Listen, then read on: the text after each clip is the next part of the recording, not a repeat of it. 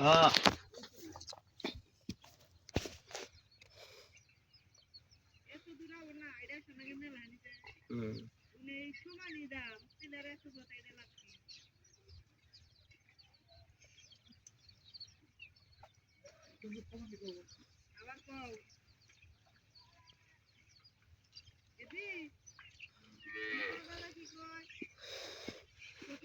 মহিলাটারা খালি ফাগত ফাগত খেতেছেন, আপনারা যদি থাকতো তাহলে দুপুরে ভাতটা ঠিক মতো খাইতে পারতেন।